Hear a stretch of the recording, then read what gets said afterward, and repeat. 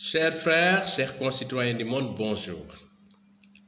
Ce quatrième thème de notre émission Hikma continuera d'aborder l'aspect relatif à la connaissance des Africains et assimilés.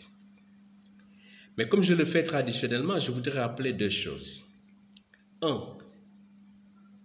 Une chose plus précisément, c'est que cette émission-là n'est pas destinée à opposer le racisme au racisme. Nous voulons un monde de paix, un monde juste, un monde sans condescendance, un monde de respect mutuel. Deuxièmement, je vous exhorte encore à abroger dans vos langues de tous les jours, dans vos langages également, tout ce qui est noir, blanc,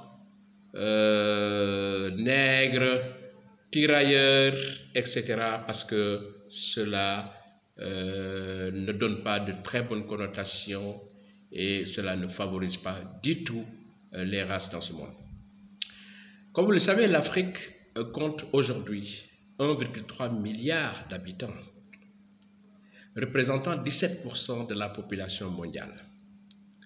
La population de la planète passera, d'après beaucoup d'estimations, de 7,5 à 9,5 milliards d'individus en 2050 pour atteindre probablement les 11,2 milliards à la fin du 21e siècle. Ça, c'est selon les prévisions des Nations Unies. D'après plusieurs estimations, l'Afrique en totalisera près de 4,5 milliards à l'horizon 2100, soit 40% de l'humanité. Et comme vous le savez, l'Afrique est un continent très bien doté par Dieu, notre Seigneur. Il recèle énormément de ressources dans son sous-sol. Pour le cuivre, 97%. Pour le coltan, 80%. Pour le cobalt, 50%. Pour l'or, 57%. Pour le fer, 20% des réserves mondiales. Pour l'uranium, 23%. Pour le manganèse, l'Afrique représente jusqu'à 32%, soit le tiers. Pour le vanadium, nous avons un continent qui aujourd'hui en possède 41%. Le platine, 49%. Et en ce qui concerne les diamants, on est à 60% de la production mondiale, sans compter le pétrole avec 14%. D'abord, pour rappel, toutes ces ressources de sous-sol sont importantes. Si vous prenez le cas du coltan, mais c'est indispensable à la fabrication de composantes électroniques. Et ça va en général dans les téléphones mobiles. Alors, le phosphate, le cobalt par exemple, là c'est en général dans les turbines à gaz. Regardez comme c'est important. Le phosphate, tout le monde sait que c'est surtout dans le domaine du jardinage, comme les engrais, etc. Et vous allez également avoir le vanadium. Le vanadium qui est en général utilisé dans l'aérospatial. Cela veut dire que la NASA même a besoin de ça. Vous avez le platine également qui est utilisé en bijouterie et en médecine dentaire. L'Afrique est un gros producteur donc de ressources minérales, mais aussi de café cacao, d'anacarde, de fruits de toutes sortes, sans compter des ressources halieutiques immenses, immenses vraiment, et un réseau hydrographique très dense. L'Afrique reste le continent le plus riche au monde en termes de ressources naturelles. Donc c'est un continent qui, tôt ou tard, va compter. Quelles que soient les adversités que de part et d'autre on veut lui infliger, c'est un continent qui, tôt ou tard, va compter. Je vous ai déjà dit que les Africains assimilés sont les premiers habitants de l'humanité.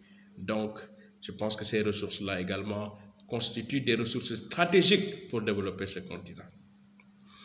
Passons maintenant à notre rubrique affirmation erronée à l'encontre des Africains et assimilés. Aujourd'hui, je vais vous parler du philosophe allemand qui s'appelait Emmanuel Kant.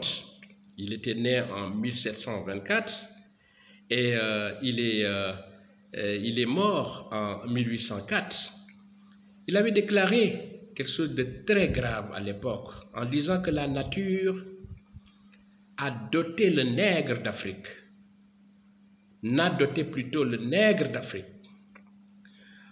d'aucun sentiment qui ne s'élève au-dessus de la niaiserie. Il y ajoutait en disant que les Noirs sont si bavards qu'il faut les disperser à coups de bâton. Heureusement que ce genre d'affirmations ne sont plus aujourd'hui quelque chose qu'on voit. Je voudrais également rappeler le ministre français des droits des femmes qui également, heureusement qu'elle s'est excusée, mais la ministre française des droits des femmes, elle disait, elle parlait de nègres qui étaient pour l'esclavage. Moi, je crois encore une fois que ces termes doivent être bannis. Et je pense que elle s'est excusée parce qu'elle savait effectivement que cela pouvait choquer. Il y avait aussi le député du Parti québécois et doyen de l'Assemblée nationale du Québec qui s'appelle M. François Gendron. Mais lui aussi, il s'était excusé aussi après avoir utilisé ce mot nègre en disant qu'il travaillait comme un nègre lors d'une présentation dans une école secondaire. Mais je pense que ces lapsus sont révélateurs de pensées qui doivent nous interpeller tous. À mon avis, tout ça, ça doit changer chez nos voisins occidentaux. Et j'exhorterai également les gens de la communauté africaine et assimilée à ne pas verser vraiment dans ce genre de déclaration. Passons maintenant à une nouvelle rubrique que nous avons créée pour exposer un peu les comportements à retravailler et à éviter, symboliquement, pour faire un peu la comparaison avec comment les autres effectivement se comportent. Je voudrais vous rappeler qu'en octobre 2007, plus précisément, 9 ressortissants français étaient arrêtés au Tchad, alors qu'ils s'apprêtaient à prendre l'avion avec 103 enfants du Darfour. Le gouvernement tchadien les soupçonnait à l'époque de trafic d'enfants. À l'époque, il y avait M. Sarkozy qui était le chef de l'État français et il avait fait une déclaration qui avait à l'époque choqué beaucoup parce qu'il disait qu'il avait l'intention d'aller chercher tout ce qui reste là-bas au Tchad, quoi qu'ils aient fait. Je répète, je vais aller chercher ceux-là qui sont à Tchad, qui sont restés au Tchad dans le cadre de cette affaire, quoi qu'ils aient fait. À l'époque, les autorités tchadiennes étaient très choquées et disaient que le président Sarkozy, ce n'est pas le président Sarkozy qui décidera. Alors, mais finalement, du fait de la géopolitique, ces responsables français, je veux dire, qui étaient à l'origine de cette affaire humanitaire, avaient été extradés vers la métropole. Mais figurez-vous qu'ils n'ont écopé que de 2 ans avec sursis en France, malgré la gravité des faits. C'est ce genre d'irrespect que je voudrais très humblement voir stopper dans les relations entre l'Europe et l'Afrique parce que nous sommes des partenaires. Il faut du respect mutuel. Je souhaite que ce genre de comportement disparaisse à jamais des relations entre les Africains et assimilés et également le monde occidental. En revanche, sur l'affaire du Sénégalais Lamine Diack, je n'ai entendu aucun responsable africain poser la question principielle de son extradition. Je crois que ça aurait dû être fait pour qu'au moins qu'il soit jugé en Afrique. Mais hélas, jusqu'à présent, je n'ai pas entendu un seul responsable se lever pour dire « stop, il faut qu'il soit jugé effectivement en Afrique ». Passons maintenant à notre rubrique « Success Stories des Africains et assimilés ». Savez-vous que l'ascenseur, la fermeture automatique des portes d'ascenseur a été inventée le 11 octobre 1867 par un noir américain qui s'appelait Alexander Mills. Alexander Mills. Les Africains et assimilés vraiment ont beaucoup fait dans les inventions, ont beaucoup fait également dans les créations de toutes sortes qui ont permis au monde d'avoir une valeur ajoutée. À l'époque, il y avait beaucoup d'accidents dans les ascenseurs parce que les portes ne se refermaient pas automatiquement, c'était manuel et vraiment il a eu à sauver beaucoup de vies. Passons maintenant aux leçons du jour. Premièrement, je pense que les Africains assimilés doivent tout faire pour développer leur continent. Ils ont tout. Ils ont la terre, ils ont l'eau, ils ont les ressources minérales. Il suffit simplement d'y croire et de faire preuve d'audace. Deuxièmement, les dirigeants africains également, à mon avis, doivent mieux, à mon humble avis, s'affirmer à l'international et faire jouer autant que possible les leviers de la réciprocité. L'exemple du Rwanda,